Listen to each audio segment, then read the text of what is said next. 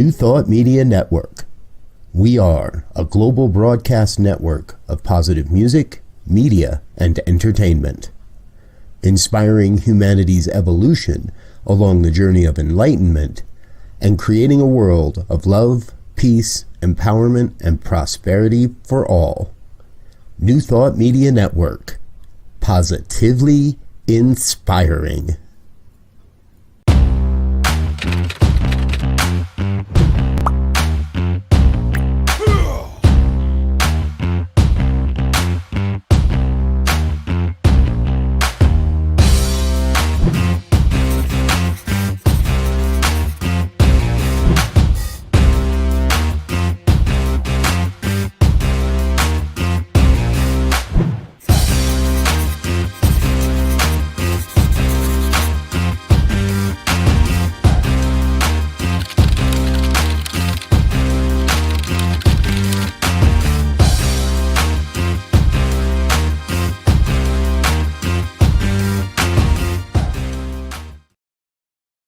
Good morning or good afternoon or good evening, depends where you are in the world. Good morning, Fiona. Glad you're here. Well, it's Saturday on the New Thought Media Network. Welcome to Science, Mind, and Spirit Conversation Series. I'm Reverend Barbara Jean Schreiner Trudell. There's a mouthful. And I'm the founder and spiritual director of the Center for Spiritual Living on the Lake in Toronto, Canada. And as you saw from our intro, there is a team of us that host this show on Saturdays, and we like to switch it up so you get different perspectives. And I'm really excited to be here with you today as we discuss science of mind principles, practices, and most importantly, how to apply these in your life today. So if you're watching live, please do put a comment in the comment. Hi, Shay, glad you're here. And, if you have questions or anything, please put them in and I'll do my best to respond to those as we go through this show. What we do here is we take the first half of the year up to July and we go through the Science Mind textbook chapter by chapter so we can really dig deep in that. And then for the last half of the year, we go through the Science of Mind library and archives to find all sorts of interesting things. And so we have all kinds of good stuff. Now, if you're not a member or haven't joined, sciencemindarchives.com, $10 a month. What a deal. And it is rich with material. So do check that out. Well, our topic today comes from the remarkable Reverend Dr. Ernest Holmes, and it's called Science Mind Treatment is Not Suggestion, and it comes from October of 1949. So given that we're going to talk about treatment today and given the state of our world at the moment, I'd like to begin with a spiritual mind treatment. So please join with me in consciousness. There's one power in the universe, one infinite creative intelligence, one divine energy that is fully felt, known, and realized at every point in space. What I know in this moment as my awareness expands and grows, I see that love really is the guiding force for all that we think, say, and do. That the journey of living is really an opportunity for creative expression and for a divine knowing. So I choose today to live my life in a consciousness of compassion, kindness, peace, a consciousness of respect, fully embracing, allowing, and remembering our oneness and oneness with spirit. So, with that understanding and with a truly grateful heart, I release these ideas into the law of mind, knowing it is done. And so it is. All right. Well, Ernest Holmes, in this article, one of the things that I really appreciated, because we know the power of suggestion, right? We know that there is, ideas that people tell us and we buy into it. We believe it. The doctor says, hey, you've got terminal cancer, and we accept that. And what we want to do with treatment is not listen so much to the problems, but listen instead to that knowing within us that there is this infinite power for good. And I just want to give a big hello to Lenora and to Linda. Thank you so much for joining. And for anybody who has snow, well, my apologies here in Canada. Blue sky, warm breezes, and I don't know, somewhere in the area of 65, 70 degrees outside this morning. What can you do, right? We all live in different parts of the country. So, spiritual mind healing is an effect which follows right mental conclusions. So, what I love about, and I love treatment. I love working with people with these ideas, and I've had the opportunity to watch what happens with healing. And we have to remember that healing and cure are not, they don't mean the same thing. So we just want to take that off the table. But in spiritual mind healing, what we are actually doing is knowing the truth about who and what we are.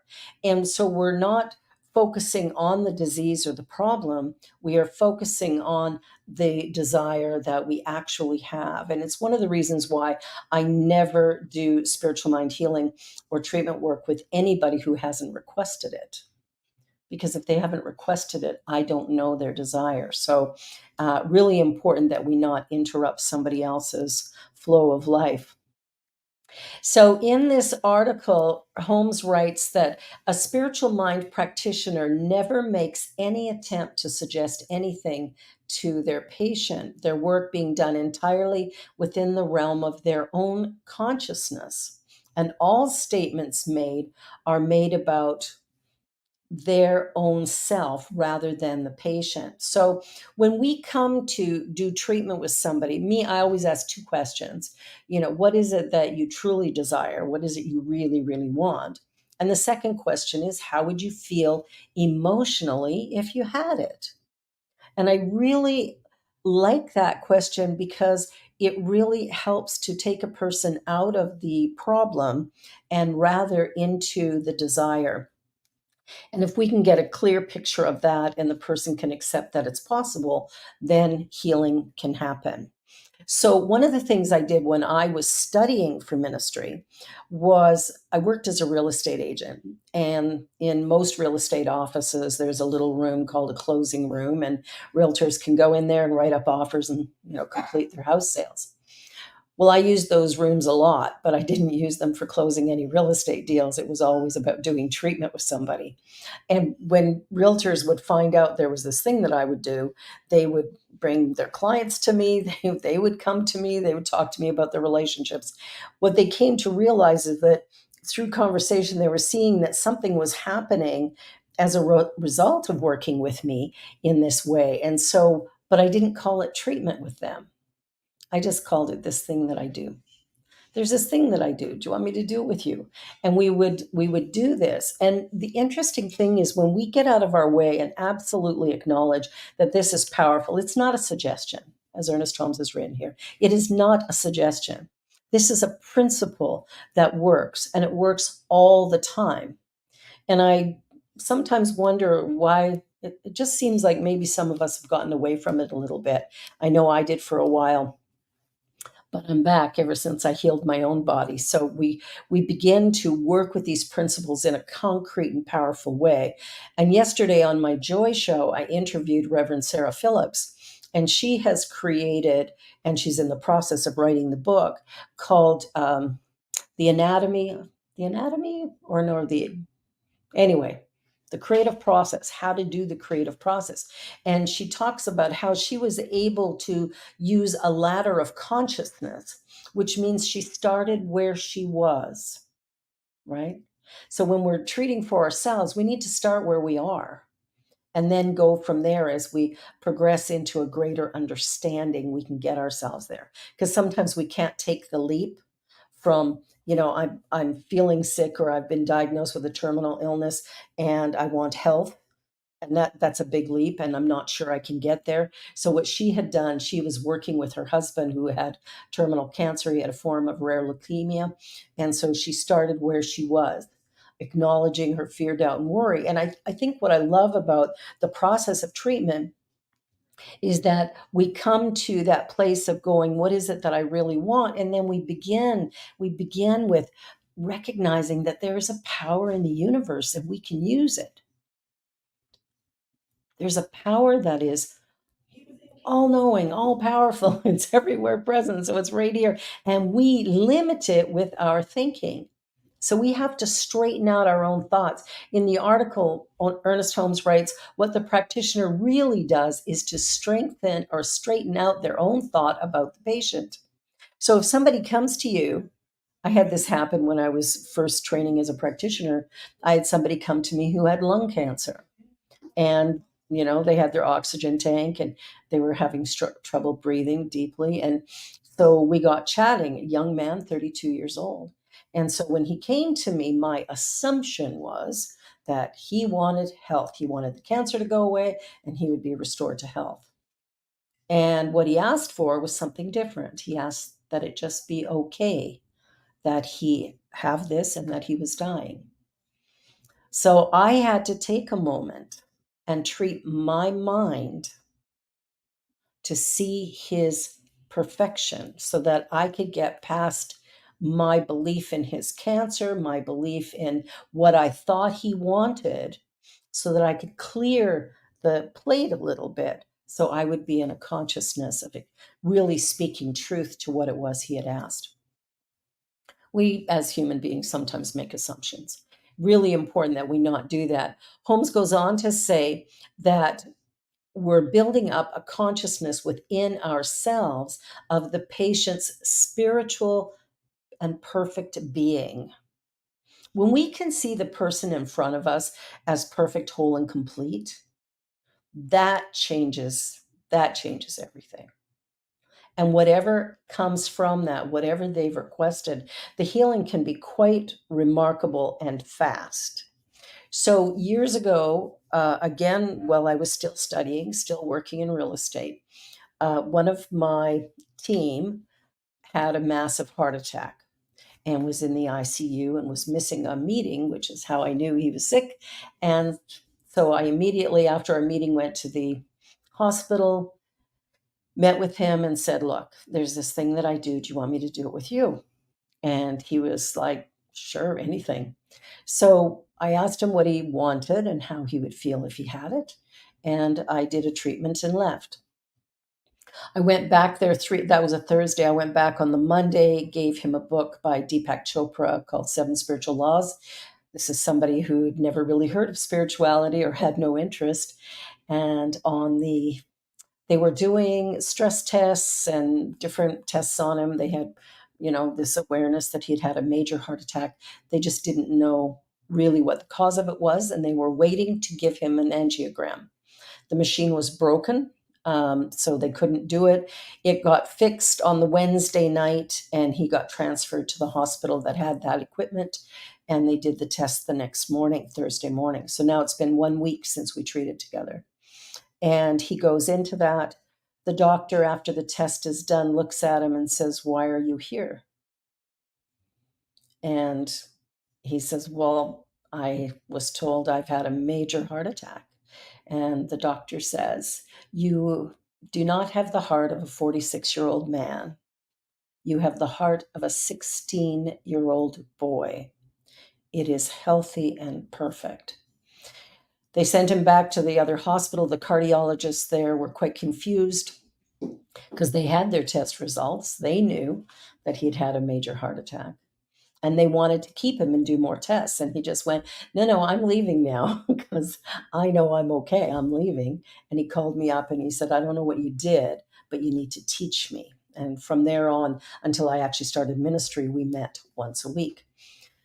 The idea of healing is something that, if we can open our mind and realize that the principle that we're working with is a law, that it's not flaky like some of our thinking might be some days. We kind of doubt ourselves, but it's actually a law that if we will think along certain lines, we begin to create something different than maybe what we have.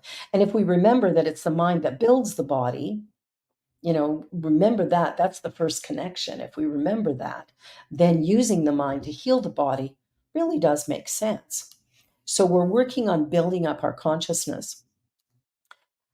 He goes on to say in the article that the practitioner is really quite unconcerned as to why the patient is as he is. So, and he talks about Jesus healing the blind person and going, well, I don't need to know why he's blind. I just need for him to have faith and be able to see, being willing to see. So the idea of moving our attention from the problem to the solution is really what we're striving to do, right? We do spiritual mind treatment work and healing work, not just for the fun of it, but to know that we have a power within us that is infinite and that we can work with, right? Good morning, Cheryl. Good morning, Wayne. Good to see you here. This this teaching that we have, it's awesome. It really is. It really is. I love, when we go back to scripture and Jesus, tells us that whatever he can do, we can do in bigger things. Why don't we believe that? And we don't, do we? Even here and as we're learning science of mind and stuff like that, as we're teaching science of mind, there's still some doubt. There's still some hesitation to really step in. I was reading a book by Phineas Parkhurst Quimby about the healing, that he's the father of New Thought.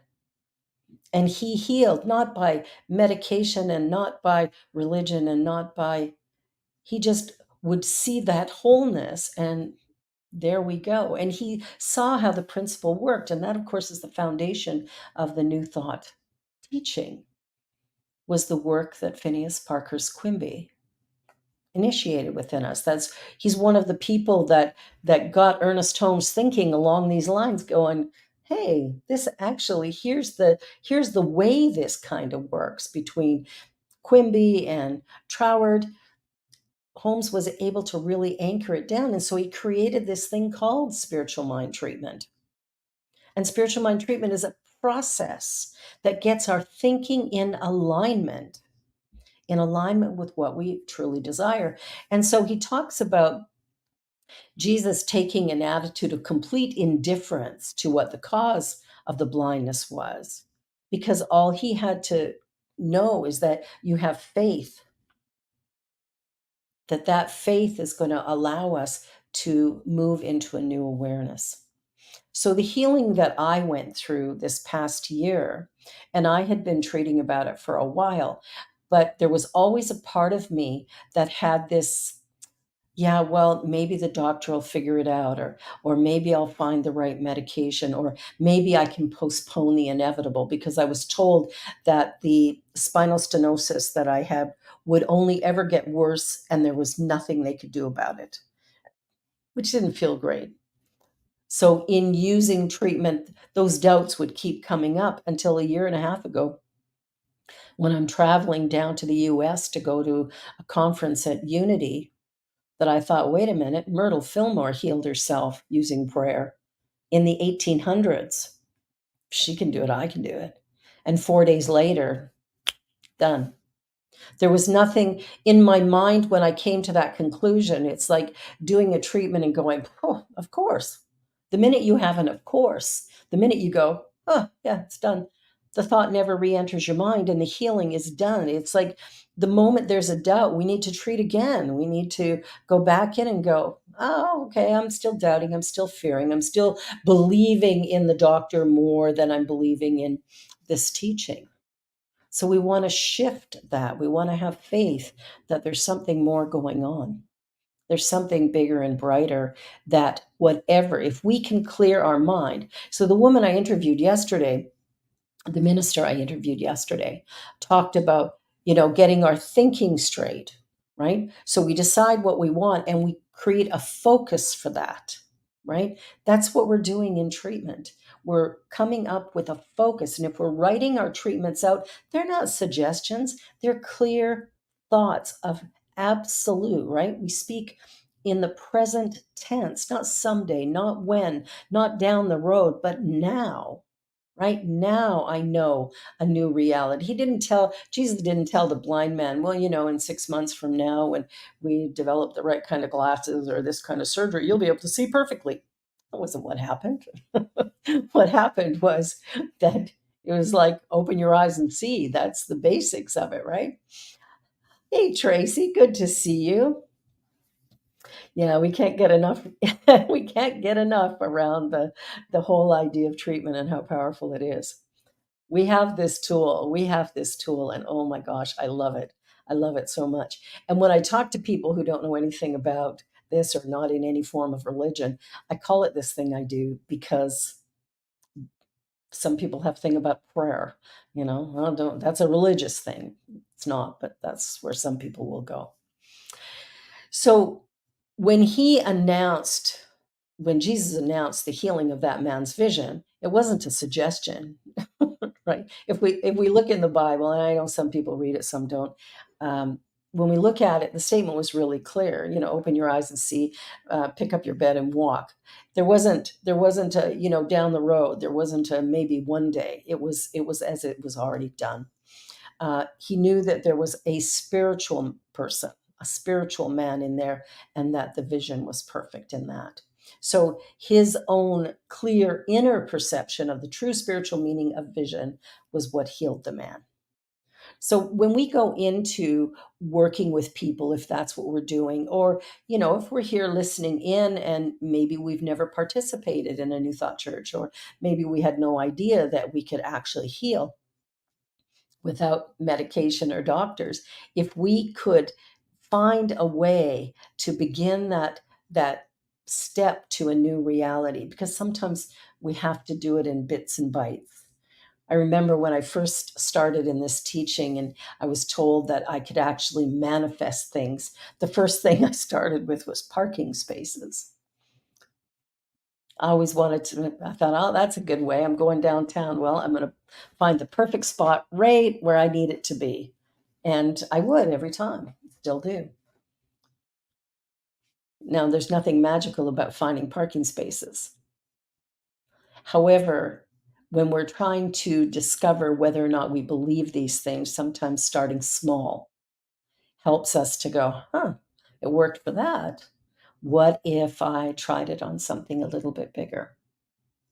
And it's not that we can control the outcomes. What we control is our doubt. We shift to a place of possibility, because when we start doing treatment, we don't necessarily get the thing that we asked for specifically, because most often we don't really know what's the best for us. But if we can open our mind to the feeling nature of what it is we desire, that for me is the key to manifesting anything, is to really get a sense of, if I had this in my life, what would that feel like? When I was using a walker and a wheelchair to get around, I felt limited, invisible. Yes. Anybody who's had a disability might know this one. You're in a crowd of people and, people get annoyed because you're too slow. You're trying to cross a busy street, but you're slow because you're in pain, and people are upset with you for that. There can be some limitations in that way, but when you come to that place of what would it feel like to not have this, not to have this barrier, all of a sudden there's a great freedom in that. And when we heal something like that for ourselves, we can begin to really see how this principle works, how this law works, right? It's constant. But we have to have a clear understanding of what it is we want. And once we get that clear vision, then we're set. Now, most of us, we start doing affirmations, right? I'm rich, I'm rich, I'm rich. And then more bills come in, and, the money falls out of our account, and we're like, oh man, now what? Well, why didn't it work, right? I said I was rich. Why didn't it work? And it probably didn't work because there was a conflicting idea. We have these conflicting ideas. So when we're doing treatment work, we're not making a suggestion that something might get better. What we're doing is knowing that there's a principle and power at work here that the universe says yes to always. So when I'm clear about what it is I want, how I would feel if I had it. That feeling I can have right now. If I think I'm going to be joyous when I can walk again and I choose to live joyfully, I've already taken the first step because that's the result I was looking for, was joy. And I don't tie it to anything. I just understand that. So he talks in here about the idea of the power being greater than the person's confusion. And if you're a minister and you've been working with people, sometimes they come to you and you ask them what they want and they go, I don't know. I just know what I don't want. And that's an okay place to start, right? I don't want to be in pain, or I don't want to have this health challenge, or I don't want to have this money problem or this relationship issue. So we start there. Okay, you know what you don't want. What's the opposite of that, right? How do we flip that? And when you flip it, then all of a sudden there's the possibility of, oh, okay, I can do something different. As practitioners, we need to absolutely know without a doubt the perfect spiritual wholeness of every person who comes before us. If we can do that, we become very powerful practitioners. When we can see the wholeness, not only that, we create a safe and sacred place for people to be with us. Because really, wouldn't that be nice?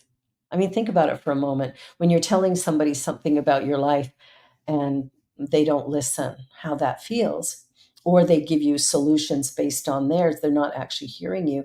When we start really listening to one another, as we make space for each other to be wherever we are without us judging or criticizing it, or judging or criticizing ourselves, we can begin to shift and work more in alignment with this principle and this power. This principle is so remarkable, so powerful. What he suggests in the article is that he says we would do well to follow this example, for if we do not, we shall find it necessary. So he's talking about getting rid of the confusion. With every situation to make terms with the enemy and reduce the possibility of our use of this principle to the limitations set by the very condition which we wish to change. In other words, unless our vision reaches higher, broader, and deeper than the state which we're in, how are we going to change it? So we want to look at where we are, be honest about where we are. We're not doing spiritual bypass. We're being honest with where we are, with what we feel, and this and we're moving into an awareness that my body is built by my mind, and I'm going to clear my mind. I'm going to really begin in meditation, in prayer, in forgiveness, in gratitude, whatever it is I need to do. And that's why our spiritual practice is so important. When we're doing treatment regularly, we will get the answers. We will get the answers, whatever those might be. And in the moment that they come, of course, we want to trust them, want to pay attention. So if we become confused by the suggestion of appearance, real as it is, because it is, actual as it might be considered in our human experience, we can't transform it unless we can see something different. All right? So it's not suggestion, but inner transformation that heals. Those are Ernest Holmes' words. It is not suggestion, but inner transformation that heals. And this inner transformation is the birth of a new state of consciousness. So, as we work with treatment, as we work with affirmations, as we do our forgiveness work, what we're doing is we're planting seeds of a new awareness, a new consciousness. When we look at our world today and we buy into the pain, the anguish. I mean, it's hard to not look at the world today and feel great distress. Of course, we feel distress. Look what's going on. And that's what's going on. That's how I feel when I hear the news. And I'm not going to live in that ditch, because if my consciousness is there, then I'm adding to the fear, the doubt, the worry, the oppression, What I want to do is go, yes, and what I know. There's something bigger. Fiona put in the chat, the foundation of my practitioner consciousness is the paradigm of wholeness and bringing into form a wholeness of being. Absolutely. When we can see that wholeness, when we can begin to see that for ourselves, we can see it in others as well. And Cheryl mentioned struggling with how conditioned she feels from childhood. Yes. Yes, that little child inside of us is still acting up and acting out. And sometimes we have to tap into that so that we can begin to change whatever it is that the beliefs that we were given. Remember, mom and dad or whoever raised us as a little child, we kind of see them as God. They see all, they know all, and they're everywhere present, right? And so it's like we believe that they have a power. If they've told us that we're bad, we probably believe them. Might have heard that at 2. So now in our 30s or 40s or 60s or 70s, all of a sudden that's still playing out. When we're doing this work, we have to go deep. We have to go deep. And what I love about treatment is I can do treatment every day of the week, but it will change. And sometimes we go, well, I was treating for the love of my life, but it's been a month and that hasn't happened yet. If you check in with where you were a month ago and you've been treating regularly for that month, I guarantee you your awareness now is different than it was a month ago. And if we continue doing that, if we continue aligning ourselves with this divine presence, if we continue to align ourselves with this remarkable power that we all have, as we begin to do that, that's when the transformation speeds up, right? That's when we know. So we want to find a way to change our minds. That's all we're doing really in treatment work is changing our mind, coming up with a whole new idea of what it is that we can or can't do. And what I love about New Thought is that we have the tools to create a positive, powerful life experience.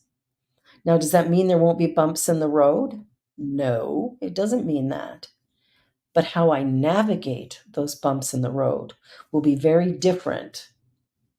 When I didn't have this teaching, if somebody cut me off in traffic, man, I'd chase them down. If somebody said something to me I disagreed with, or if they called me out for doing something wrong, I would maybe scream and swear at them. And then I found this teaching, and what I realized is the words that I speak, the thoughts that I think, the actions that I take, all are within this one consciousness of humanity or of the universe, and all of it is having an impact. And we're either lifting consciousness or dragging it down. And what I love about Mother Teresa, like her attitude was, if you want to have a war rally, I'm sorry, I can't participate. But if you want to march for peace, I'm in.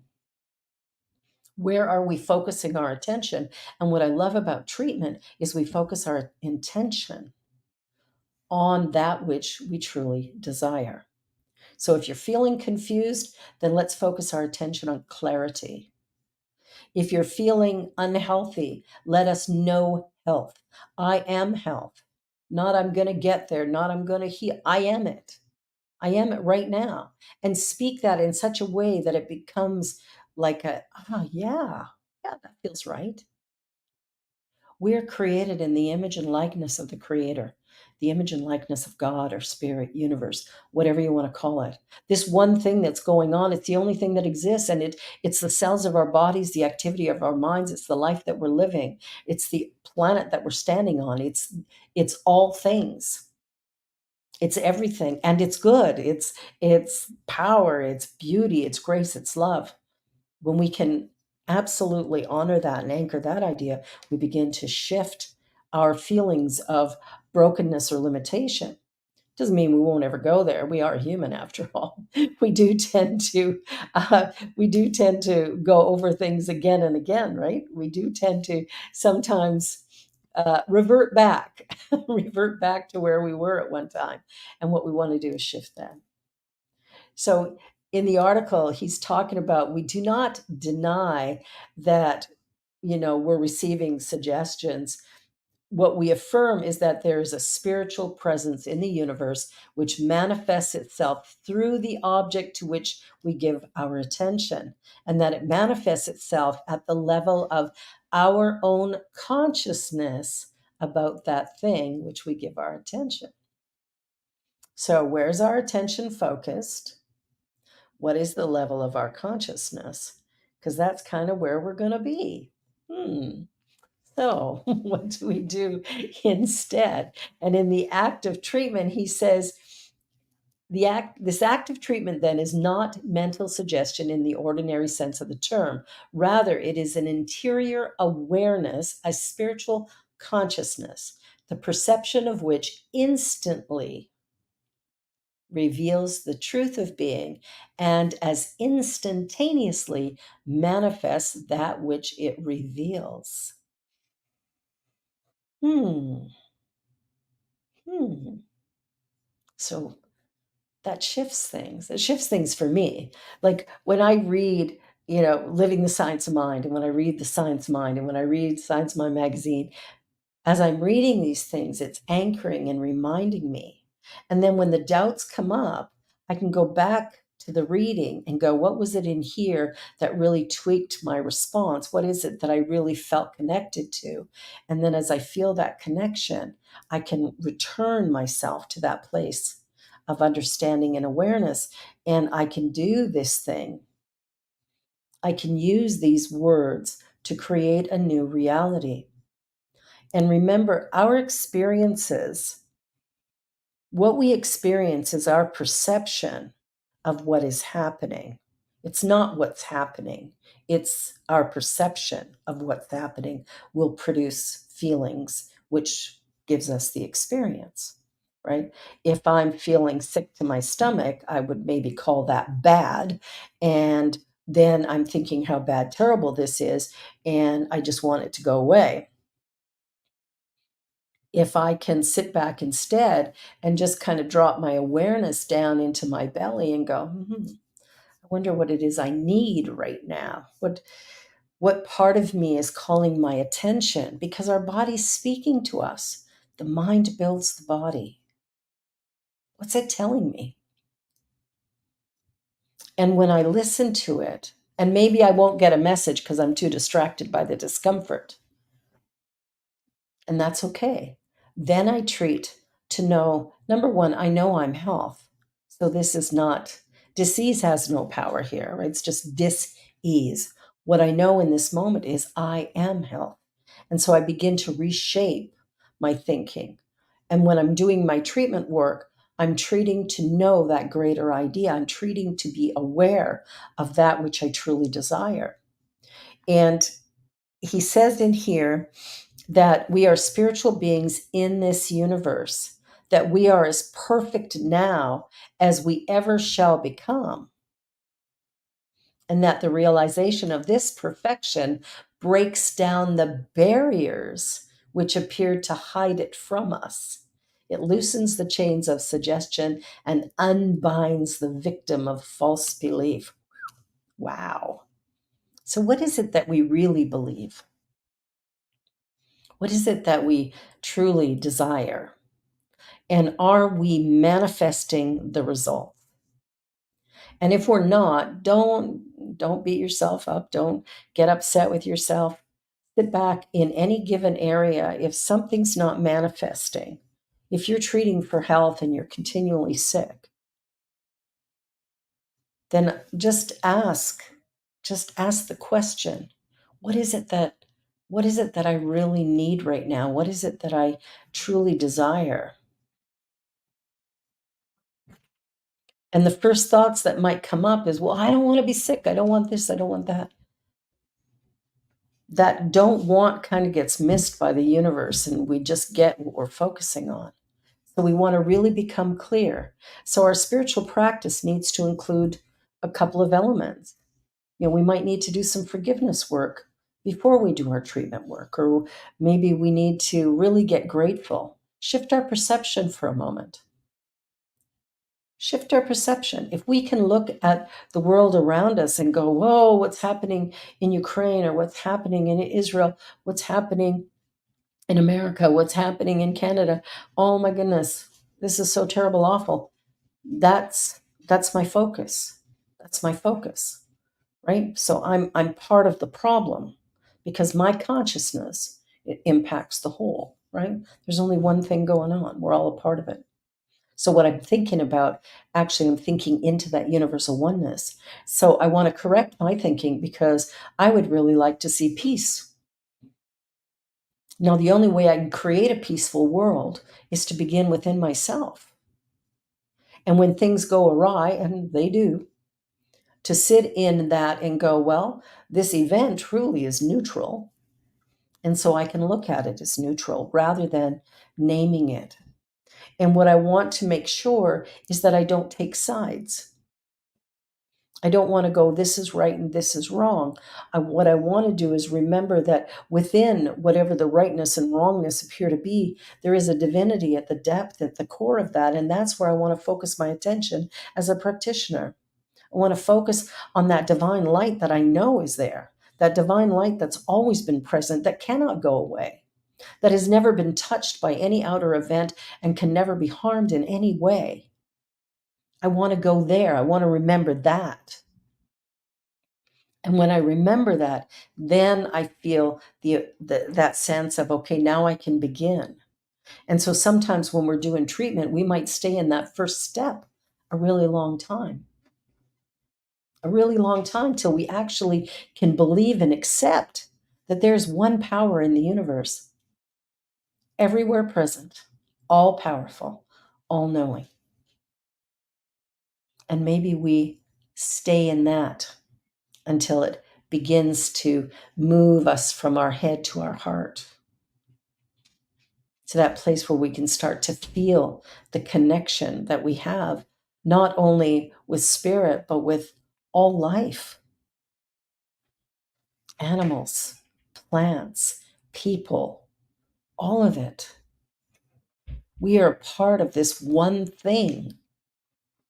And when we're doing spiritual mind treatment, we're not suggesting wholeness, we're knowing wholeness. Wholeness is what we are. Spiritual is what we are. It's not something we can acquire. It's what we are. The challenge that we're faced with is not our spirituality, it is our humanity. It's how do I live in what appears to be limited and finite from this place of this divine power that I know is within me. And it's the balancing act of the two and bridging consciousness from my place of fear, doubt, and worry to my place of yes and yes and this and never or this and life is happening. Life is happening no matter where my attention is. And the universe is always responding with a resounding yes. So when I go, oh, I'm such an idiot, the universe goes, yes. Imagine for a moment that you loved yourself enough to believe in your wholeness, your infinite potential, your divine brilliance, your glorious light. What if you loved yourself so much that you could see that divine being that you truly are, that you've always been? And then imagine looking at the world through that lens. Because the minute we love ourselves enough, we have what it takes to love someone else. We're able to share it. We're able to give it away. There's a power in the universe and we can use it. As Ernest Holmes would say, there's a power for good in the universe and you can use it. And I'm Here to tell you there's a power for good in the universe, and you are using it. Whether you're conscious of it or not, you are using it. And what I love about spiritual mind treatment is we begin to focus our attention in a more exact and precise way. And as such, we begin to create in a more precise and active way. So don't deny what's going on, just come to an awareness that this is merely a bump in the road. And that as we raise consciousness, we begin to transform the world around us. We all have that ability. Well, I'm so grateful to have spent this time with you this morning, and I hope something said here tweaks something for you or is helpful or reminds you to go to sciencemindarchives.com and get yourself a membership there and start to read some of the material that's there. It's brilliant. There's recordings, all kind of good stuff. And also on November the 21st, I'm hosting a show on the New Thought Media Network, and it's called Transgender Awareness.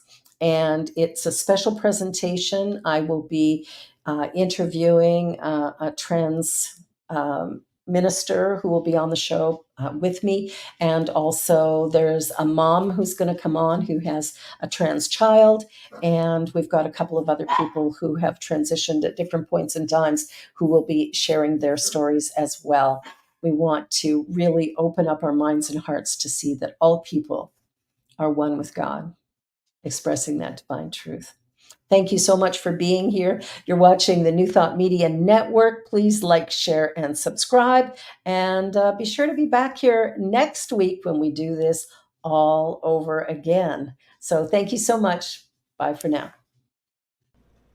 Please help us say thank you to our organizational sponsors, including the Hepperlin Foundation, Affiliated New Thought Network, International New Thought Alliance, Science of Mind Archives and Library Foundation, Center for Spiritual Living Denver, Center for Spiritual Living Midtown, New Thought Philadelphia, Planned Happiness Institute, Summit Center for Spiritual Living, One Heart Retreats, Center for Spiritual Living on the Lake, Unity Spiritual Center, Kitchener, Om Center for Spiritual Living, La Mesa, Satya Center, Center for Spiritual Living, North Jersey, Unity of Savannah, and Center for Spiritual Living, Seattle, as well as all of our individual donors. Thank you for making New Thought Media Network a place to be. Please come be you. And remember, like, share, and subscribe. New Thought Media Network, positively inspiring.